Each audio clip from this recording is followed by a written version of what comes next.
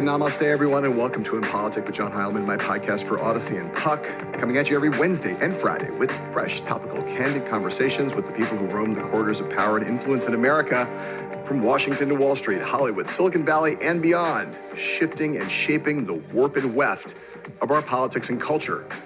We are lucky around here to have guests on the show who are, as they say in the business, great talkers. And today we have with us a guy who is arguably the single greatest talker, that's to say the single best communicator of his generation in the Democratic Party. The former mayor of South Bend, Indiana, current Biden cabinet secretary, and once and no doubt future presidential candidate, Peter Paul Montgomery Buttigieg. Mayor Pete, as a lot of folks still refer to him and probably always will, is still shockingly young, just 42, looks even younger. And the word that best describes his dazzling career and personal trajectory continues to be precocious. Born in South Bend, Indiana in 1982, Pete was the valedictorian of his high school class of 2000 at St. Joe's. That same year, he won first prize in the John F. Kennedy Presidential Library and Museum's Profiles in Courage essay contest with an homage to the political courage of a guy he would eventually run against in the 2020 Democratic presidential primary, Bernie Sanders. From there, Pete went on to Harvard, where he was inevitably Phi Beta Kappa, graduated magna cum laude in 2004, and then set off for grad school at Oxford University after being awarded, naturally, a Rhodes Scholarship. After a 3-year stint in the Chicago office at McKinsey in 2010, Pete launched his first political campaign for state treasurer of Indiana. He lost that race, but a year later, at the tender age of 29, he was elected mayor of South Bend and then reelected 4 years after that. At the same time, from 2009 to 2017, he served as an intelligence officer in the U.S. Navy Reserve, taking a 7-month leave during his first term as mayor to deploy to Afghanistan, where he made more than 100 pretty hazardous trips to Kabul and was awarded a Joint Service Commendation Medal. In 2015, he came out as gay, and 3 years later, married his husband, Chasten.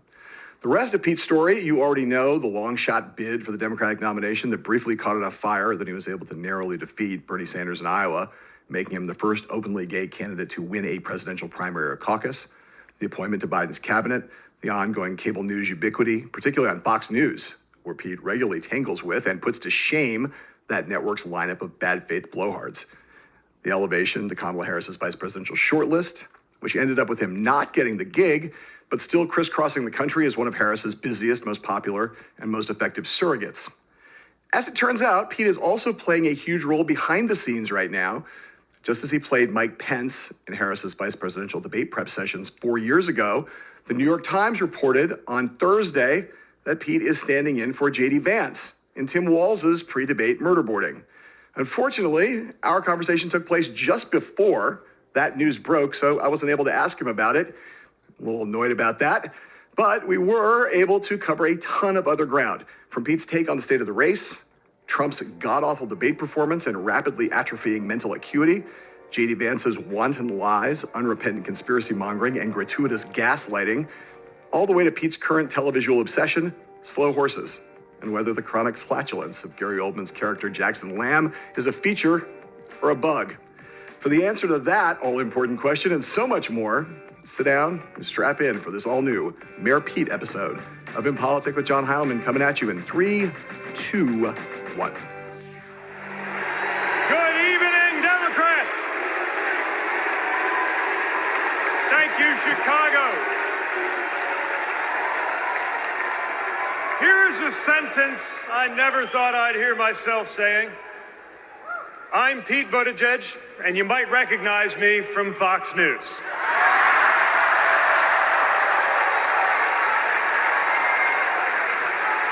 I believe in going anywhere, in service of a good cause, and friends, we gather in a very good cause, electing Kamala Harris and Tim Walz, the next president and vice president of the United States. And he's willing to go anywhere, which means he's even willing to come on Impolitic with John Heilman. I'm gonna call him Mayor Pete because we're very focused on the Hatch Act here and making sure no one gets in trouble. So we're not going to be referring to him in any official capacity. But he was once the mayor of South Bend, Indiana. Pete, how you doing? I'm good. Thanks for having me on. Good to see you. It's great to see you. I want to ask you the first and most pointed question. At the end of that clip, you said, here's the cause, electing Kamala Harris and Tim Walz. As we sit here now, 47 days from Election Day, how's that going? Good. The VP's been, I think, really clear in reminding all of us that there are a lot of underdog qualities to this campaign, but also I'd rather be us right now. We're going around the country. The American people agree with the vice president on the issues that matter to them most. But we know that just because folks agree with you on the issues doesn't mean that you get to win the election. You've got to earn that. She's out there doing that. Tim Walz is out there doing that, and a lot of other Democrats who really care about this, including me, when I get the chance in my personal capacity, out there doing everything I can. I run into a lot of Democrats who are bipolar, basically, about this. They're hopeful, optimistic in a way that they weren't maybe when Joe Biden was at the top of the ticket, but they're also really nervous. They remember how close it was in 2020. I mean, do you battle with that kind of bipolarity where you're sort of like, it's hard, you want to be optimistic and energized, but you also want to be clear-eyed, right? How do you balance those two things? Yeah, look, I think it's really healthy to maintain that underdog mentality, to know that we're going to have to earn every vote. There's a lot of people we have to persuade to vote for us. There are other people that we have to persuade to vote, period. But the energy, the momentum in this campaign, you certainly felt it at the convention, has been extraordinary. The other thing that I think has been really notable is that every test that people kind of set up for the VP, she has gotten through flawlessly. Folks said, well, yeah, it's great now, but it's the first week. What about when the honeymoon week is over? Then things won't be so good. Sure, until the convention, but what about that? Or what about the debate? Or what about once she does her first big interview? But look, this is, as you know, 6 weeks and change is, it's the blink of an eye, and it's also an eternity in politics. There's going to be ups and downs. There's going to be setbacks. It's a roller coaster. That's how campaigns are. But, again, fundamentally, I'd rather be us for the simple reason that most Americans, strongly disagree with Donald Trump's decision to end the right to choose and agree with her wanting to protect it. They disagree with Donald Trump's tax cuts for the rich and prefer her middle class focus. They want somebody who's more pro-worker, more pro-union, the way that she has been, just on issue after issue that affects people's lives. And the more they learn about what she's for, the more they like it. And, importantly, this Project 2025 stuff, I as a policy guy, thought there's no way people will care that much about a policy document that's 1,000 pages. Right. Even I was surprised by how much that has proven to become the single most debilitating scandal to confront the Republican Party, right? It was not a sex tape. It was not a criminal cover-up. It wasn't even a leak of their plans. It was plans they published, right? And now, I'm getting mailers in our mailbox in rural Michigan saying, Donald Trump had nothing to do with Project 2025. They're really scared of that. And I think the fact that they have to run away from their own beliefs is something that sets us up, if we do the work and reach every voter. It really sets us up for potential success. But in our system, especially our electoral system, just because you win an argument over policy doesn't mean you get to win the election. We're talking about big tests that Kamala Harris has passed. And I think if you are a person with two eyes in your head and an IQ over 30, you watched the debate and you said, she cleared a bar of plausibility. And in fact, I would say if you had an IQ over 60, you'd say she kicked Trump's ass. Donald Trump apparently does not agree with that. And he was on your favorite network last night talking about his debate performance with Greg Gutfeld. I want to play that. Here's Donald Trump's assessment of how he did in the debate a little more than a week later. Look at the debate. I walked off. I said, that's the debate. They said I'm the GOAT in debates because I had a lot of debates and I became president. And the GOAT means greatest of all time. He's a GOAT. But what a great stage. And I walked off that stage and I thought I had the best debate. And I was very unfairly treated by the anchor. I'm not fans of those guys anymore. And they didn't correct her once. And they corrected me everything I said practically. And I think 9 times or 11 times. And the audience was absolutely, they went crazy. And the real, I walked off, I said, that was a great debate. I loved it. Okay, so I have a couple things to say about that, but I want to ask you first. you know, my guess is you don't think Donald Trump's the GOAT. Maybe literally the GOAT. I mean, goat-like in certain respects, but not the one that he had in mind, right? I mean, look, even as supporters, I don't think a lot of them are saying, like, this is, the great debating mind that we've always wanted in the Republican Party. And it's pretty clear that debate was not a good night for him. Again, I think mainly because he was called to account for his unpopular positions. Right. And I keep coming back to this because, even though people say elections aren't about policies, they're about vibes. And by the way, I actually think the vibes are pretty good for us. But right. She was able to hold him accountable for things like him ending the right to choose or what he wants to do with tax cuts for the rich.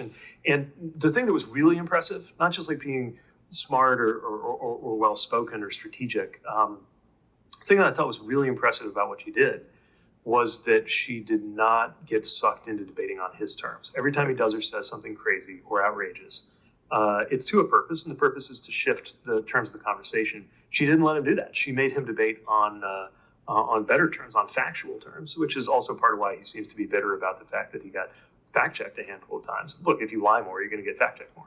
Now, listen, you have about 50 IQ points on me, but I assume you haven't heard that before. That was maybe the first time you've heard that little clip that we just played? Yeah. Okay, so you didn't really catch the most important part of it, which is the part where he says the crowd went wild. The crowd went wild. They went crazy for me there in the studio where there was no crowd. But there was big debate about this. Would there be a crowd allowed? Would there be an audience allowed? He said the crowd went wild in the debate. And I raise it because it's one of my hobby horses, Pete, right now. I think that the issue of mental acuity is a really important issue for presidential candidates. I had no problems with people arguing about prosecuting the question, interrogating the question of whether Joe Biden was mentally fit to be president of the United States. He's no longer the nominee of the Democratic Party. And it seems to me there's a lot of evidence that Donald Trump's mental acuity is way off. I'm curious what you think about that. I mean, he's never been the most linear person in the world, but I think the examples of him being detached from reality, dotty, demented, forgetful, confused, have piled up to the point where if you think Joe Biden wasn't ready to be the nominee, the Democratic nominee, you can make the same case against Trump in spades. Yeah, I think that's right. I mean, part of the reason I don't want to linger on that is I think a lot of people have kind of made up their mind about that, but have not been reminded that like crime was up under Donald Trump and went down after he got beat. Or that he really is the one who is the reason why IVF is now being threatened. And I just want to keep bringing it back to the issues. But yeah, I mean, definitely, if he fantasized that there was some audio, he could just be lying, which he does a lot. Or it could be that he actually has trouble distinguishing reality from fantasy and really thinks there was a crowd there. Maybe he pictured a crowd there. Just like, he thinks he was in a helicopter that went down with Willie Brown, or maybe not. Maybe he's just lying again. It's really hard to know, right? But what I will say is I think most of us would like a president who has a clearer grip on reality than he seems to be demonstrating. But more than that, I think most of us want a president who's going to do things that most Americans think is the right thing to do, and that's not, tax cuts for the rich and all the other stuff that he's actually about. Sure. I mean, I'm raising it in a serious way, though, because, the Jerry Brown, Willie Brown thing is just the same thing as when he was like, Nikki Haley was in charge of security at the Capitol January 6th. He thought Nikki, he got confused. Yeah. Confusion is not a thing. I mean, again, I would argue not that there should be an age limit, but I don't know very many late septuagenarian, octogenarians who I think are up to, and I say this with all due respect to those people in that they're wise. They have all kinds of things to contribute to our public discourse, but it's the hardest job in the world. I mean, I look at them and I think there's a very high bar to clear in terms of your clarity and focus if you're going to be president of the United States. And so for the people who have not yet decided in this election, this 5-6% in the battleground states, do you think there's a case to be made that Donald Trump is not mentally fit to be president right now? I think there's something to that. I mean, I think he is often confused. He often seems a little out of touch with reality. It's getting worse, right? We've seen it kind of pick up. If you compare what he was like even a few years ago, I didn't think he made the most sense back then, but you definitely see that piling up. And I guess the other thing to think about, not just given his advanced age, but given that he managed to get impeached twice the last time around, is this really raises the stakes on the running mate thing. And Right. so one question I would be asking those voters is not just, are you okay with the commander-in-chief and leader of the free world being somebody who seems to have trouble with a grip on reality, but also, how do you feel about J.D. Vance? Well, yeah, it's a very good question, and we're going to get to him. But first, we need to take a break and do some business. So we'll be back on the other side of that break for more with Pete Buttigieg here on Impolitic with John Heilman. So please stick around.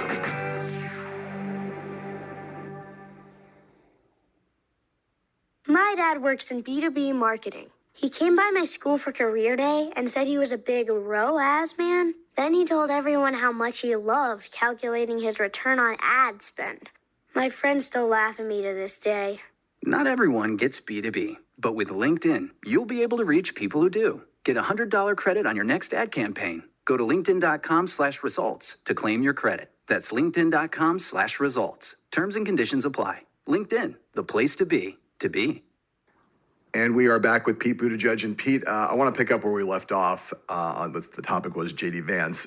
He is a target-rich environment, as you know, but I think a good place to start is with what he has been saying about what happened last weekend when we saw another attempt to assassinate Donald Trump. So let's listen to that. And I know it's popular on a lot of corners of the left to say that we have a both sides problem. And I'm not going to say we're always perfect. I'm not going to say that conservatives always get things exactly right. But the big difference between conservatives and liberals is that no one has tried to kill Kamala Harris in the last couple of months, and 2 people now have tried to kill Donald Trump in the last couple of months. I'd say that's pretty strong evidence that the left needs to tone down the rhetoric and needs to cut this crap out. Somebody's going to get hurt by it. Reaction? Well, first of all, the only appropriate response to any political violence is to categorically condemn political violence. And that's what I will say, and what I think most people on both sides of the aisle have to say about what happened. We are glad that President Trump was unhurt and horrified that there was another attempt like this. I think the difference you see with what JD had to say there is the difference between people saying, how do we stop this? And someone saying, how can I use this? Because, of course, the reality is that the overheated and violent rhetoric coming from the right has had very real-world consequences, notably the fact that political violence came to the steps of the United States Capitol, leading to police officers being beaten and injured, a riot that led to deaths. And of course, that's far from the only example where we have violence being inspired right now, bomb threats in Ohio, being inspired by this kind of rhetoric. So if you're really going to say, let's do something about the rhetoric in this country, that's not a liberal conservative thing. By definition, it should be a human thing and an American thing to say that political violence is unequivocally to be condemned. We say that. I think common sense Republicans say that. But Trump and Vance have trouble bringing themselves to say that. We had Timothy Snyder, the Yale professor who wrote On Tyranny and now has a new book out on freedom on MSNBC yesterday. And he's a clear-eyed fellow, speaking of clear-eyed versus and balancing clear-eyedness with energy. And he's like, this is going to be a bad scene in November, no matter what happens. His view is brace for violence. We're at a bad moment here. And it's a fraught time, and also to some of the points you're making there, that on the right, inciting, stirring up this atmosphere, this toxic atmosphere has become kind of de rigueur. Are you worried about? I mean, beyond everyone has a kind of ambient worry about things like political violence in this context in the world we live in now. But how much are you braced for the notion that November, no matter who wins in what's likely to be a very close election, is going to be a shit show? Well, look, I think, we have to contend with the fact that political violence has been more present in the life of our country in recent years than at any other point in my lifetime. We also have to ask ourselves what it takes to stop it. And, one of the most basic principles in a democracy is that when you get beat, you admit it. That's a hard thing to do. I've been in elections where I got beat. It's not fun. It was not fun to admit that we had been defeated electorally in 2016 by Donald Trump, even though he hadn't gotten most of the votes. in our system. He won a legitimate electoral victory. But that's the number one thing a loser is saying that they lost is one of the most basic things that's supposed to be table stakes that also, we didn't used to say that's important because it prevents violence, but that's one of the many, many reasons why it's important. We also, though, I think a lot of this is going to depend on how we engage the humanity in each other. I think I think we've all realized that like our online versions of ourselves are rarely our best selves, and that human beings are capable of good and bad things. That was one of the things I stressed in that convention speech that I had the honor of giving in Chicago. Just the other day I was at the airport, and my flight was a little bit delayed. I stopped to get a beer and some chips and salsa at the airport bar. A bunch of people came up to say hello who were kind of, if you took a look at them, you would guess that they were in a demographic that probably appreciates me politically. And then another guy came up. What were they wearing? How did you know that? What were those giveaways that they were in the good demo? It just felt like you were talking to a Democrat. I'll just say that. And then another guy came up, and he asked me what was good there and struck up a conversation. And I turned to look at him, and he was like a dictionary definition of a MAGA guy, all the way down to he's wearing the MAGA hat. And he's a super nice guy. We had a nice conversation, and later he introduced me to his wife, and then he went off on his way. And I was thinking about how, if that guy and I were interacting in Twitter replies, it might be something that you would read that and you'd think, wow, this could be about to get ugly. Right. But when we're interacting in the actual world, we're like two human beings who because we're people, like want to be nice to each other. And both of those are in, and I could be wrong about it. He could be super nice online too. Right. But sure. My point is, Right. There's different sides of us that are brought out by our leaders, and a lot is going to depend on how our leadership responds to what happens in November.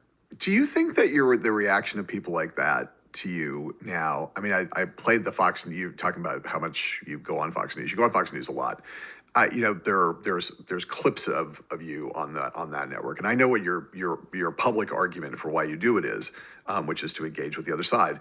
But you scorch a lot of those hosts and really call them to account for what a propaganda network they are. Like you make in a respectful way, you will call out their hypocrisy or their bad faith in real time, which has a lot of liberals put those quotes up, put those bites on the web. Do you think that it's actually that part of, like, just as a personal thing, that part of why some people in an airport like that in a MAGA hat are willing to have a reasonable conversation with you is because they've seen you on Fox News? Is that, I'm not saying it's advancing your cause in some way, but that you were like breaking through with that crowd? I don't know, but I think at the very least, they know what you're about. Like if somebody's going to criticize you or vote against you, you want it to at least be over things that are actually true. And part of what I can do is not just try to persuade people to vote with us or be on our side when I go in a place like Fox News, but just make sure that the things we're disagreeing over are real instead of fake, that like we're going off an actual fact base and not things that people believe because they've literally never heard the set of facts that I think is the most relevant. And I do think, like, when we spend time with people, even when it's on TV or over the radio, when we spend time with people, we get to know them and on some level appreciate them a little better. That's part of why I spend time with the Fox viewership. I don't have any illusions that they're going to kind of, I'm going to land some zinger and they're going to suddenly all turn into Democrats. Yeah. I just think that I want them to at least know some of the same facts that shape the way I look at the election and look at the world. In the Aaron Sorkin version of reality, that's what would happen. You turn them all. Fox News Nation suddenly becomes members. We can start the Buttigieg cable network. Here's more. A little bit. I want to come back to J.D. Vance because, of course, he's at the sharp end of the spear of this controversy that amazingly is still consuming us around the crazy ass conspiracy theory that there's been an outbreak of Haitian immigrants eating the dogs and cats and lions and tigers and bears and, in Springfield, Ohio. But before we get into all of that, we have to sneak in one last break. So let's do it, and we'll be back, and we'll take a listen to Trump and his running mate in peak gaslighting mode, and we'll hear what Pete Buttigieg has to say about all of it after these words.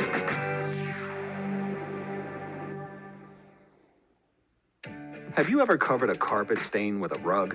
Ignored a leaky faucet? Pretended your half-painted living room is supposed to look that way? Well, you're not alone. We've all got unfinished home projects. Whether it's a door that sticks, or a disorganized closet, or an AC unit that only works half the time. It all matters. You just haven't taken care of it yet. But there's an easier way. Just download the Thumbtack app. You can search for what you need done and find tons of highly rated pros right in your neighborhood. Check prices, reviews, and book a pro right on the spot. Plus, you'll know what to tackle next, because Thumbtack is the app that shows you what to do, who to hire, and when. Pull out your phone, and in just a few taps, say goodbye to all those unfinished home projects, and say hello to caring for your home the easier way. Download Thumbtack and start a project today. What they have done to our country by allowing these millions and millions of people to come into our country, and look at what's happening to the towns all over the United States. And a lot of towns don't want to talk. It's not going to be Aurora or Springfield. A lot of towns don't want to talk about it because they're so embarrassed by it. In Springfield, they're eating the dogs, the people that came in. They're eating the cats. They're eating the pets of the people that live there. And this is what's happening in our country, and it's a shame. And we are back with Mayor Pete, and that, of course, was Donald Trump at the debate with Kamala Harris, launching 1,000, more than 1,000, tens of thousands of memes on TikTok, and plunging all of us into one of the most ridiculous, absurd, infuriating dumpster fires in the history of presidential campaigns. And an obviously made up, completely fictional, clearly racist story that has continued to dominate headlines and news cycles for more than a week now, because the Trump campaign just doubled down on it, tripled down on it, quadrupled down on it. They just keep doing it. And J.D. Vance, of course, has been leading the way. You say that you have a responsibility to share what your constituents tell you, but don't you also have a responsibility to fact check them first? Well, I think the media has a responsibility to fact check the residents of Springfield, not lie about them. I've got residents of Springfield who are coming to me with a dozen different problems. They've been talking about it for months, or in some cases years. The American media totally ignored it until they showed up to fact check what some people were saying about pets. So there's one story out there from multiple people, by the way. Multiple people have come to my office, have said on video, they talk about the pet story. And that's all the American media wants to talk about. And of course, the American media goes into Springfield, dives in, harasses everybody who dares to complain about the condition of the town. That is not journalism, and that's not seeking the truth. That is bullying on an industrial scale. And I think the media ought to be ashamed of itself. I could do a metatextual analysis of that would take like 2 hours. So there's so much bullshit in that. But I want to ask you, the Wall Street Journal has a front page story today that says, the headline of which is, the Trump campaign was told these stories are false and decided to go with them anyway. And they still are. Just talk about how, help me understand what you think is going on with this story and why they're doing it, what they think they're gaining from it, how to combat it, what it means to the people of Springfield, Ohio, what Mike DeWine's responsibility should be in this. Just give me the whole Pete view of this thing that's been going on for a week now. Yeah, I mean, I do kind of wish we had an hour or two, because some of the economics and trajectory of Springfield, Ohio remind me of where I grew up. Yeah. A place that had population loss and job loss. Then we saw job growth. And then, immigration was a big part of how our city began to grow, although we did not experience the extreme and disruptive pace of it that they're going through in Springfield. But here's a few thoughts as succinctly as I can. Number one, I'm ambivalent really digging into this, because I think talking about people eating cats is one more example of what they do quite successfully to shift the conversation, because the last thing they want to be talking about is the manufacturing recession that happened under Donald Trump, or Donald Trump's ending the right to choose and seeming open to a national abortion ban, or any of the other things that they just don't want to talk about, right? That being said, there's something really interesting and important going on there, where, the narrative you just heard in that clip is JD saying, look, basically we made up a bunch of crazy stuff because that was the only way to get the people of the town of Springfield, the national media attention they needed. Right. And the really interesting thing is the people of Springfield, including the mayor, are saying, hey, we did not need the firestorm that you just inflicted on us. That is not doing us any favors. Go away. And by the way, that includes like Republican elected officials, right? Yes. Saying basically like, go away. What you did not hear was, a normal senator would say, these are my constituents. They had this problem. Here's what I'm doing to help them. Right? You didn't hear a word about how he's helping get he's their senator. What's he doing to get federal resources to help in this community that's seeing population growth and economic growth? And, they lost so many people. Now they've got all these folks in their community. Of course, it's challenging. And, not because they are immigrants, but because they are people. They are using the schools and hospitals. By the way, they're working, they're paying taxes and all that. And the schools and hospitals were not designed to take that much of a change that quickly, and they could use help, right? But there's no sense of problem solving. It's another example of how can I use you, not how can I help you, is what we're getting from there. Two more things that I think are really important.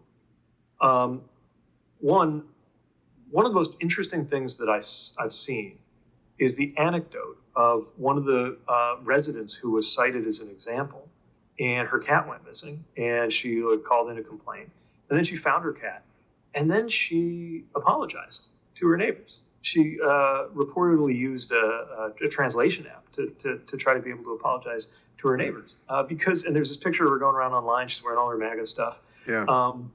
I doubt she went through any political conversion. She's just like a human being and did something decent, right? Yeah.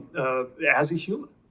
And, that's what we're at our best as, is doing something that is, literally impossible for Donald Trump or J.D. Vance, which is to admit a mistake or to reach out or to try to come bigger. The last thing I'll say about this is on all of this targeting of groups to be singled out, taking some unpopular group and trying to score political points by hurting them. And it could be anything from, a transgender or queer kid in high school somewhere to Haitian immigrants to whatever it'll be next week. I do think sooner or later there will come a moment that resembles what happened at the end of the Red Scare, when all of a sudden, Joe McCarthy was still sputtering about the communists everywhere. And somebody stood up to him and said, have you no decency? And it all just kind of shifted. I don't know what it takes for that to happen. I don't know when that'll happen. I don't know if it's happening right now. The fact that the Springfield stuff kind of coincides with the VP starting to pull ahead in the polls, or if it's still years away. But sooner or later, there will come a time when anybody who participated in this kicking of vulnerable people while they're down will not only have to weigh the morality of what they've done, but also pay a public price for behaving that way. You mentioned the vice president pulling ahead in the polls, and I want to ask a very specific question to you because of who you are and where you come from. You're an Indianan, right? Hoosier. There's no such thing as an Indiana. Sorry. I know that, and I'm just... By the way, now that I live in Michigan, I've been Right. exposed... I think we're all Michiganders, but this word Michiganian creeps in sometimes. I know, it's crazy. My mom was from the UP, so I know Michigan. Yeah, that's where And Jason's folks are from. And my dad's was from Milwaukee, so I was born A in LA. Youper. So I love the UP. I love Michigan. But here's my question: you're came from Indiana. We're the mayor of South Bend. You live now in Michigan, right? You're like a Midwest guy, and you look at the easiest way for Kamala Harris to get to 270 electoral votes, same as it was for Joe Biden, is win those blue wall states. We saw some movement in the polls. The New York Times Siena polls got her up in Pennsylvania. There's some encouraging numbers there. People have been worried about Pennsylvania. Michigan seems solid, has seemed solider, but still close. Yeah. Wisconsin now, it seems really tight. I just want you're not just a really good political communicator, but you're also a sharp, savvy observer of the milieu around you. She's a black woman running in these states that have some of them in Wisconsin have trended more towards the white and the older.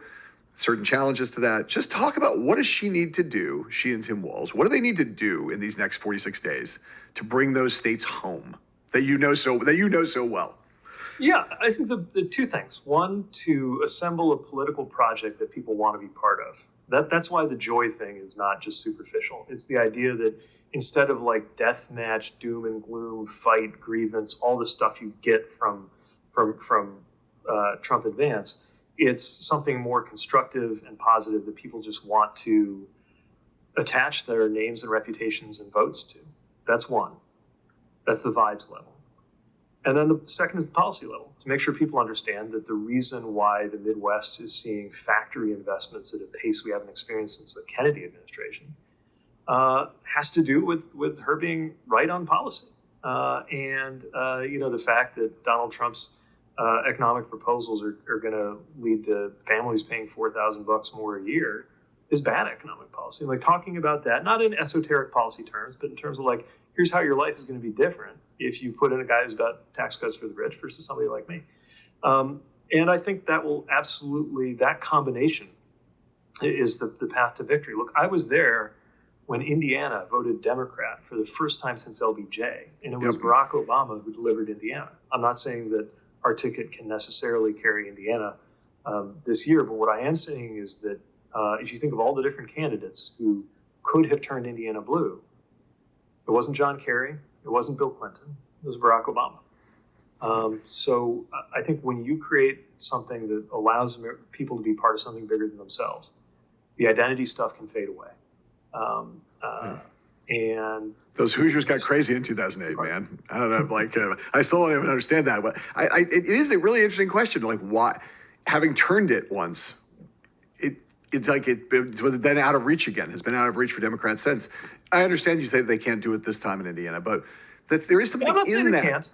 Well, it'd be very difficult. It's very difficult. No one's calling Indiana a battleground state, let's be clear. But what is it why is it that, not about Indiana specifically, but it does, I think it points to why this region is so challenging and interesting, right?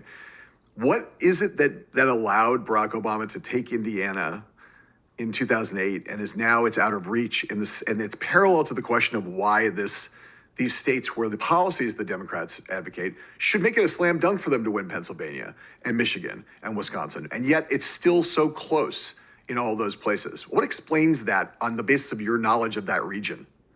I mean, look, we could do definitely a whole hour about some of the dynamics in Indiana. But what I will say is that you have to connect the dots for folks. You can't assume just because you deliver economic benefits to a community that they're going to give you credit for it. And again, what's happening right now is whether you look at it in terms of policy or whether you look at it in terms of feel. There's a proposition that's coming together in this campaign, our campaign, her campaign, that I think ultimately resonates more in the Midwest. But the reality of our polarized country is that every campaign right now, every national campaign is a game of inches. And she's going to be out there working to earn every inch of ground until the bell rings. All right, I know you got to go, so I'm going to do a lightning round. This is one final last minute. You have 3 questions here. They're actually maybe 4. They're easy questions, single sentence answers. What are you reading right now that you're really enjoying? I'm reading this book about Churchill in the White House. I think it's literally called Churchill in the White House. It's specifically about the time that he spent in the U.S. And it's like, imagine Zelensky just like living in the White House for a while, right? And walking around in his slippers, smoking a cigar. Like, these images of Churchill are fascinating. So that's what's on my nightstand right now. What are you listening to right now that you're really enjoying? That's a music question. It's a music question. You can say you don't listen to music, but then everyone will hate you. No, I love music. I care about music. I'm always looking for like the new and interesting things. But honestly, it's mostly the Frozen soundtrack right now. I got toddlers, and that's just like that's it right now. All right. What are you watching on TV or in the? Are you watching any television? You have a chance to watch it. Slow Horses. It's absolutely brilliant. Just so good. The Gary the thing about the Gary Oldman flatulence thing is kind of like either you really identify with that or you really but everybody has an opinion about it, you know. I bet is Chastain like that show? I tried getting him into it. He's Slow Horses curious. Yeah, he's a little too classy for that. Last question, like a little too classy to like be into the Gary Oldman as a chronic farter thing. Your husband's a classy dude. What gives you hope right now? It's a dark time, and people feel like even if they're hopeful that Harris wins or whatever, there's still this kind of edgy, apocalyptic, kind of unnerving feeling about, like, we have these end times moments. This has been a crazy fucking year. Like, when you think about what gives you hope right now, what comes to mind? Well, you have me on another time, I could talk about my day job. But I also just feel a lot of hope about, places like where I grew up that were written off as dead or dying, where they told us we were done making things forever and the union jobs are never coming back. And now I'm seeing factories rise out of the ground, creating huge numbers of jobs in industries that didn't even exist when I was a kid, or in industries that did, like the auto industry, but in a whole new way, like making EV batteries. That's pretty cool and a big deal.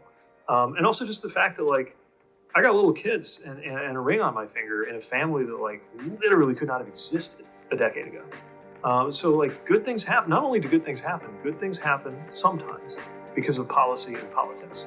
And that's why I do all this. Man, you are a dork, a policy dork to the core. I like that. I like that. It's like, good things are happening. Also, it's because of policy. But we'll talk about that. I know it's true. It's like you're unashamed and unabashed in your enthusiasm for policy geekery, and I think that is entirely admirable. Pete Buttigieg, great to see you, man. Same here. Great being with you.